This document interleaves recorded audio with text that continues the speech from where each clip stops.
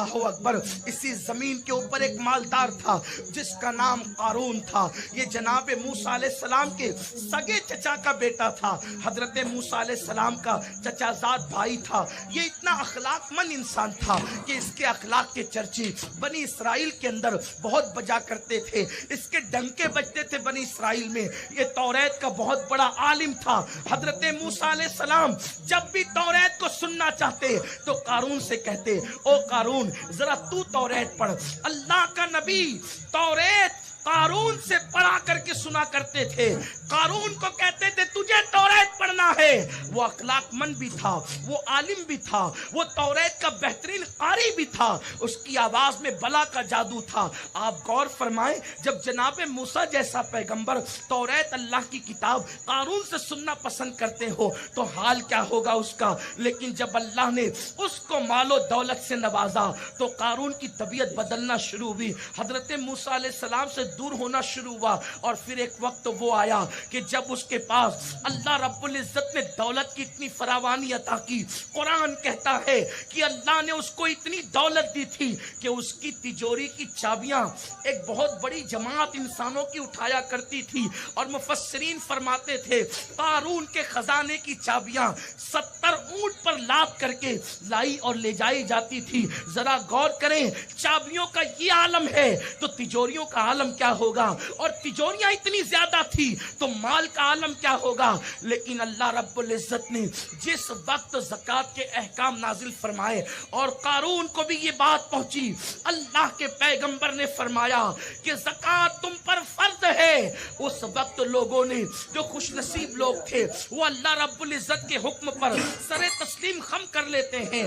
قارون نے کہا ٹھیک ہے میں بھی اپنی دولت میں سے ہزارواں حصہ جو ہے وہ زکوٰۃ کے طور پر ادا کر دوں گا. لیکن جب یہ بات سامنے آئی قارون حساب کرنے کے لیے گھر پہنچا اور جب اس نے حساب کیا, حساب کرنے کے بعد جب اس کی آنکھیں پھٹ گئی, اتنی بڑی دولت مجھے اللہ کی راہ میں خرچ کرنی ہوگی. اس نے ایک ہیلا نکالا کہ کسی طرح سے زکوٰۃ دینے سے بچا جائے اور اس کا طریقہ یہ ہوگا کہ حضرت موسیٰ کے کردار کو ڈیمیج کیا جائے, حضرت موسیٰ پر اعتراضات کیے جائیں. اس نے کیا کیا راتوں رات جا کر کے ایک عورت کو پیسے پر پھسلایا اور کہا جب موسیٰ اپنی قوم میں خطاب کریں گے تو اس وقت تجھے حضرت موسیٰ پر زنا کا الزام لگانا ہوگا.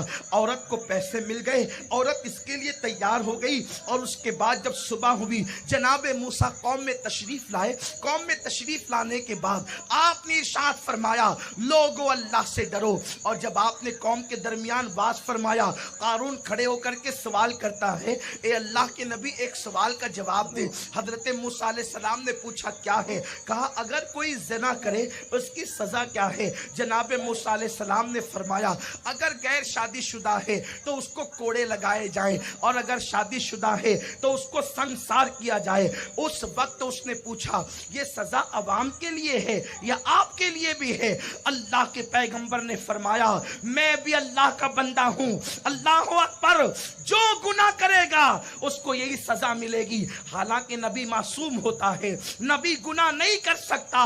تصور گناہ بھی نبی کے قریب سے گزر کر کے نہیں جا سکتا. لیکن اس نے چونکہ سوال کیا تھا اللہ کے نبی کے جواب دینے کا انداز یہ تھا.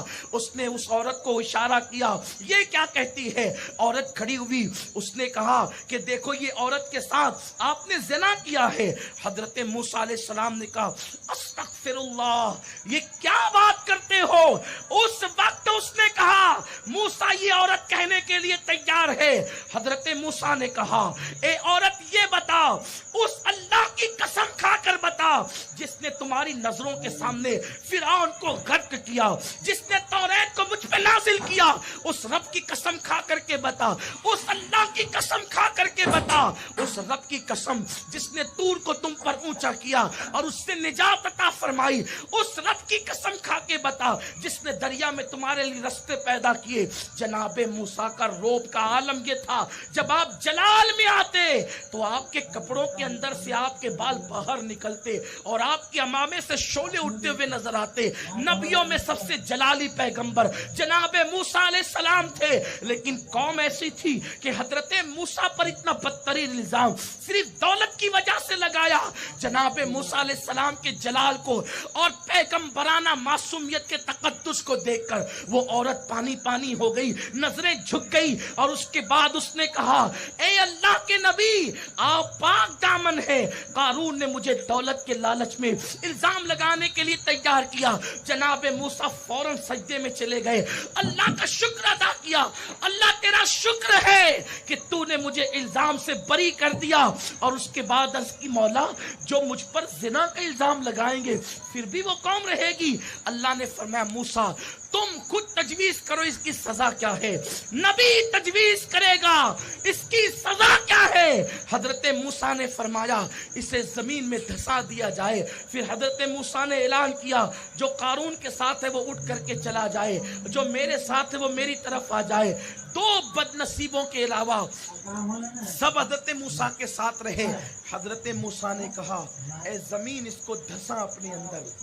जब वो कमर तक धंसा तो रोने लगा, रिश्तेदारी की दुहाई देने लगा।